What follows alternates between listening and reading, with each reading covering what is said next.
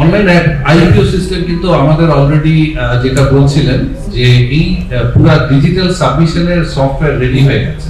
এখন সেটা আপনারা জানেন যে আমরা 25 ডিসেম্বরে যেহেতু নতুন আইপিও রুলটা এসেছে, এই সফটওয়্যারটাকে এখন নতুন আইপিও রুলের সাথে আবার চেঞ্জ করা হচ্ছে। সো এই যে সাবমিশনটা সেটা সামনে কিন্তু আইপিও অনেকটাই ডিজিটাইজড হয়ে যাবে। তবে যেটা উনি বলছিলেন যে ব্যাংক স্টেটমেন্ট এবং অন্যান্য যে সাবমিশন গুলা, সেখানে এগেন উনি যেটা বললেন যে একটা না, আমাদের কম করে হলো 50-60টা কোম্পানি আপনাদের রিপোর্টে আরো বেশি করে উঠে আসে যে আমি কথাটা আগে বলেছি, 10 কোটি টাকার কোম্পানি 275 কোটি টাকার ক্যাপিটাল হয়ে গেছে ওভারনাইট, এবং সেটাকে আসলে অডিটরদের যেভাবে ভেরিফাই করার কথা ছিল ওনারা করেনি। আমরা এটাও দেখেছি, আমাদের তদন্তে উঠে এসেছে যে ব্যাংক স্টেটমেন্ট পর্যন্ত যেগুলা দেওয়া হয়েছে সেগুলো হচ্ছে ফেক।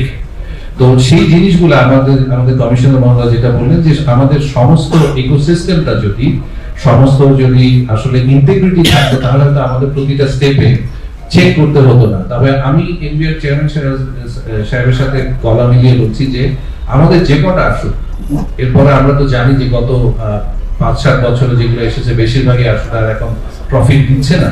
আমাদের এত বেশি দরকার নেই, আমাদের যে কটা কোম্পানি আসুক তারা যেন সলিড কোম্পানি হয়, এটাই আমাদের চাওয়া।